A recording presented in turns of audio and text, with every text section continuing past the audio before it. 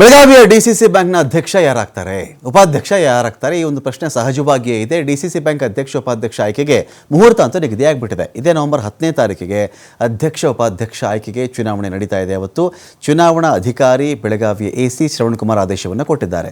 ನೋಡಿ, ನವೆಂಬರ್ 10ರ ಬೆಳಗ್ಗೆ 11 ಗಂಟೆಯಿಂದ 1 ಗಂಟೆವರೆಗೆ ನಾಮಪತ್ರವನ್ನು ಸಲ್ಲಿಸಬಹುದು. ಒಟ್ಟು 16 ನಿರ್ದೇಶಕ ಮಂಡಳಿ ಒಳಗೊಂಡಿರತಕ್ಕಂಥ ಡಿಸಿಸಿ ಬ್ಯಾಂಕ್ ಇದು. ಅವತ್ತು ನೀವು ನಾಮಿನೇಷನ್ ಹಾಕೋಬಹುದು ಅಧ್ಯಕ್ಷ ಉಪಾಧ್ಯಕ್ಷ ಚುನಾವಣೆಗೆ ಅಂಥೇಳಿ. ಇಲ್ಲಿ ಬೆಳಗಾವಿಯ DC ಇದ್ದಾರಲ್ಲ ಶ್ರವಣಕುಮಾರ್ ಅವರು ಎ ಸಿ ಇದ್ದಾರಲ್ಲ ಶ್ರವಣಕುಮಾರ್ ಅವರು ಅವರ ಒಂದು ಆದೇಶವನ್ನು ಕೊಟ್ಟಿದ್ದಾರೆ. ಅವತ್ತು 13 ನಿರ್ದೇಶಕರ ಬಲವನ್ನು ಹೊಂದಿರೋದು ಜಾರಕಿಹೊಳಿ ಬ್ರದರ್ಸ್ನ ಪೆನಲ್. ಡಿಸಿಸಿ ಬ್ಯಾಂಕ್ 13 ನಿರ್ದೇಶಕರ ಬಲ ಹೊಂದಿರೋದು ಜಾರಕಿಹೊಳಿ ಬ್ರದರ್ಸ್ನ ಪೆನಲ್. ಇದು ಲಕ್ಷ್ಮಣ ಸವದಿ, ರಮೇಶ್ ಕತ್ತಿ ಪೆನಲ್ನಲ್ಲಿ ಕೇವಲ 3 ನಿರ್ದೇಶಕರ ಬಲ ಮಾತ್ರ ಇದೆ. ಹಾಗಾಗಿ ಸಹಜವಾಗಿ ನಂಬರ್ ಅಂತ ಹೋದಾಗ 13 ಜಾಸ್ತಿ ನಂಬರ್ ಆಗುತ್ತೆ, ಅವ್ರಿಗೆ ಆ ಚಾನ್ಸ್ ಜಾಸ್ತಿ ಇದೆ. ಈ ಚುನಾವಣೆಯಲ್ಲಿ ಈ 3 ನಿರ್ದೇಶಕರಿದ್ದಾರಲ್ಲ, ಈ ಬಲ ಇಟ್ಕೊಂಡಿರೋರು ನಾಮಿನೇಷನ್ ಹಾಕ್ತಾರಾ? ನಾಮಿನೇಷನ್ ಹಾಕಿದ್ರೆ ಆವಾಗ ಅದು ಚುನಾವಣೆ ನಡೆಯುತ್ತೆ. ನಾಮಿನೇಷನ್ ಹಾಕಲಿಲ್ಲ ಇವರು ಅಂತ ಹೇಳಿದ್ರೆ ಅವಿರೋಧವಾಗಿ, ವಿರೋಧಕ್ಕೆಡೆ ಇಲ್ಲದ ರೀತಿಯಲ್ಲಿ, ಇವ್ರಿಗೆ ಯಾರು ಎದುರಾಳಿಗಳಿಲ್ಲದ ರೀತಿಯಲ್ಲಿ ಅಧ್ಯಕ್ಷ ಉಪಾಧ್ಯಕ್ಷರು ಅವಾಗ ಆಯ್ಕೆ ಆಗಿಬಿಡ್ತಾರೆ. ಚುನಾವಣೆ ನಡೆಯುತ್ತಾ ಅಥವಾ ಅವಿರೋಧವಾಗಿ ಆಯ್ಕೆ ಆಗ್ತಾರೆ ಅನ್ನೋ ಒಂದು ಕುತೂಹಲ ಉಳ್ಕೊಂಡಿದೆ. ಶೀಘ್ರದಲ್ಲಿಯೇ ಸಭೆ ಸೇರಲಿರೋದು ಜಾರಕಿಹೊಳಿ ಬ್ರದರ್ಸ್ನ ಪೆನಲ್. ಜಾರಕಿಹೊಳಿ ಬ್ರದರ್ಸ್ ತಂತ್ರ ಏನು ಮಾಡ್ಕೊಂಡಿದ್ದಾರೆ ಅಂದರೆ, ನೋಡಿ ನಾವು ಈ ಒಂದು ಚುನಾವಣೆಗೆ ತಂತ್ರ ಏನು ಅಂತ ಹೇಳಿದ್ರೆ ಅವ್ರು ಹೇಳ್ಕೊಳ್ತಾ ಇರೋದು ಲಿಂಗಾಯತರನ್ನೇ ಅಧ್ಯಕ್ಷರನ್ನಾಗಿ ಮಾಡಿಬಿಡ್ತೀವಿ ನಾವು ಅಂತ ಘೋಷಣೆ ಮಾಡಿದ್ದಾರೆ.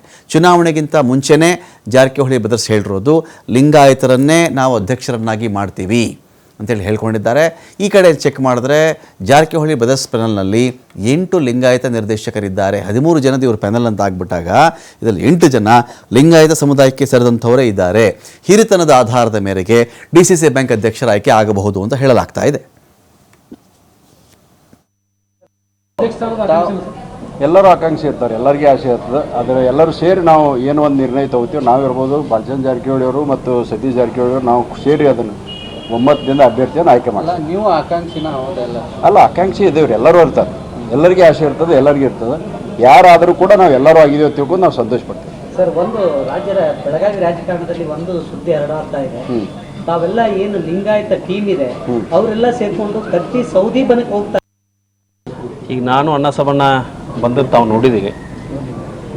ಮೊದಲಿಂದ ಹೇಗಿದ್ದೀವಿ ಹಾಗೇ ಇದ್ದೀವಿ.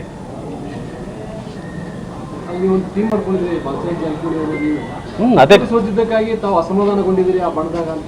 ಸೋಲು ಗೆಲುವು ಅದೊಂದು ವಿಷಯ, ಅಂದರೆ ಇಡೀ ಜಿಲ್ಲಾ ಆಡಳಿತದ ರಾಜಕಾರಣ ಒಂದು ವಿಷಯ.